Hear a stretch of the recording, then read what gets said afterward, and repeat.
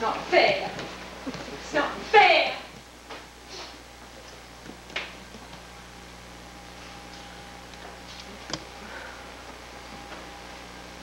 Who are you? Ah, Meg and Cat. Has Big Mama gone? Oh, she's gone.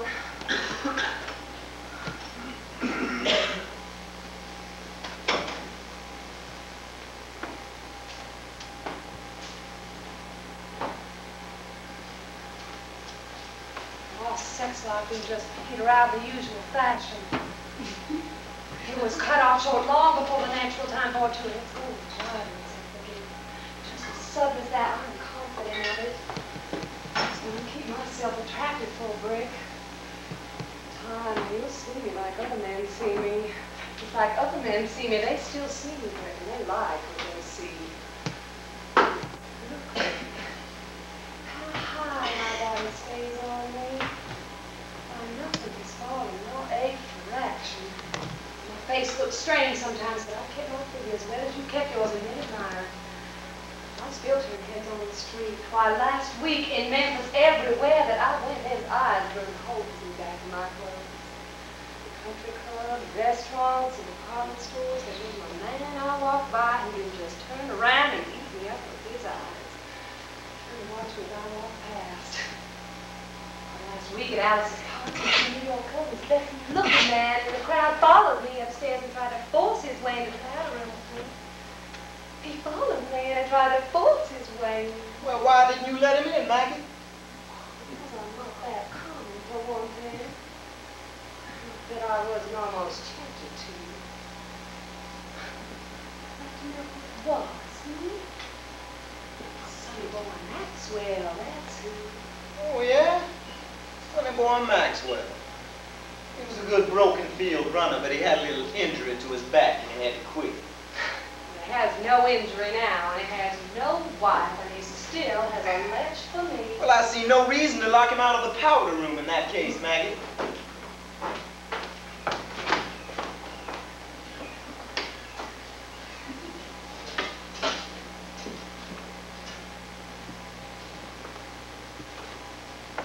Well, I might cheat on you sometime with someone.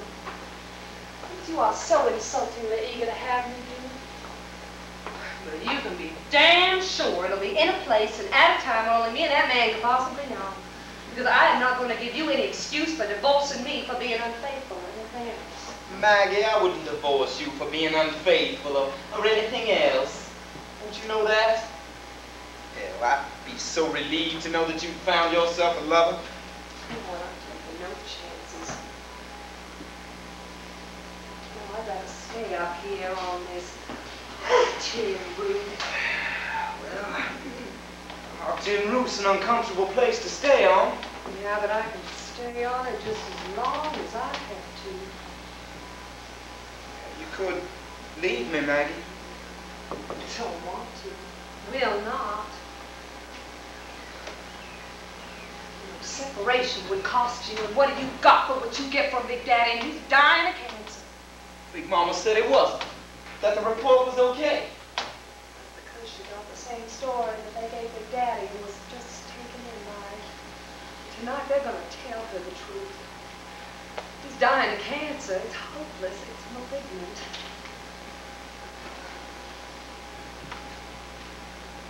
Big Daddy know? Hell do they know? You don't tell someone they're dying. You have to fool them. They have to fool themselves.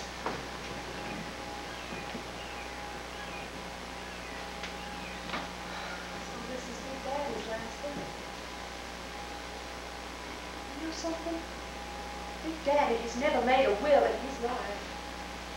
And that is why May and Gooper have launched on their campaign to press as exclusively as they can with the fact that you have a drinking problem and I have borne no children.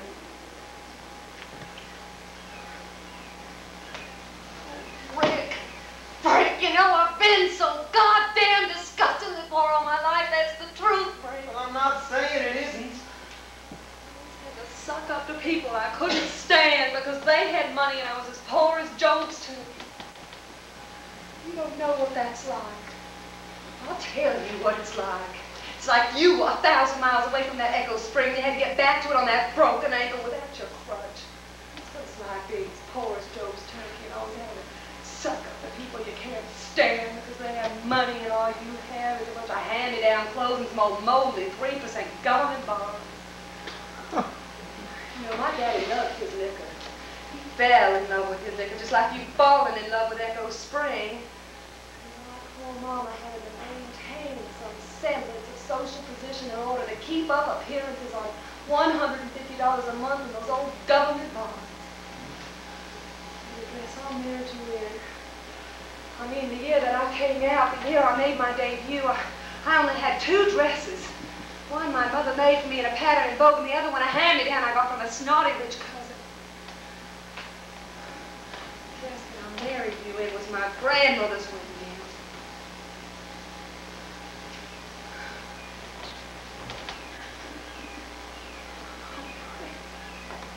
Brick, you can be young without money, but you can't be old without it. You've got to be old with money.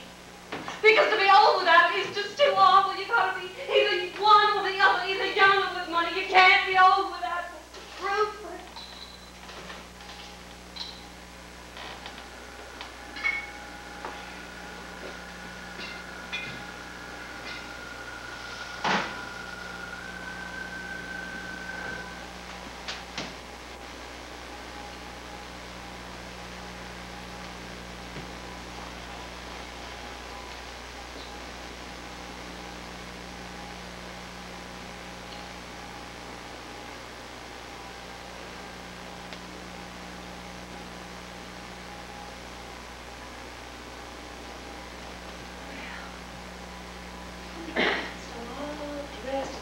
Nothing left for me to do.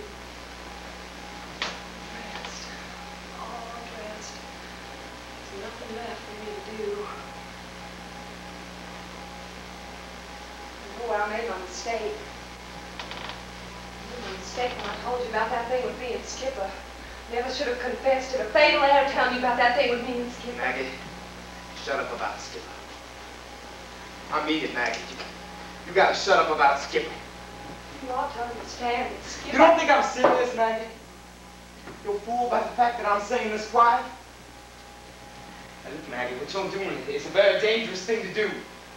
You're fooling with something nobody ought to fool with. Time I'm going to finish what I have to say to you. You godlike being, you superior creature, you. Yes, truth. What's so awful about it? I like it. I think it the was truth. Skipper that told me about it, not you, Maggie. After he told me. Well, what does it matter who told you? Hey, little girl. I go on telling you in front of them all if I have to. Because well, you, go on. you never let me. Do what I told you. You bring everybody up here. You had one of those beautiful ideal things they talk about in Greek legends.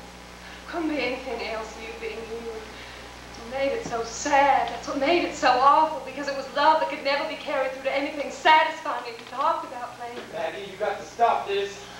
But you gotta understand me when I say I do understand all about it. Can't you believe me when I say I respect it? The only point I am trying to make, the only point that I'm making is that life has got to be allowed to continue even after the dream of life is all over. Maggie, do you want me to hit you with this crutch? Don't you know that I could kill you with this crutch? Oh, man, do you think I'd care if you did? One man has one great good true thing in his life. One great good thing which is true. I had friendship with Skipper, and you're naming it dirty. I'm not naming it dirty, I'm naming it clean. What's up with you, Maggie? Friendship with Skipper, and you're naming it dirty. You haven't listened to what I've said, not understood what I'm saying. I'm naming it so damn clean that it killed your poor Skipper. You two had something that had to be kept on ice, yes, incorruptible, yes, and death was the only icebox where you could keep it. I married you, Maggie. Why would I marry you, Maggie? Don't. Let me finish. Believe me, I know it was only Skipper that harbored even any unconscious desire for something not perfect.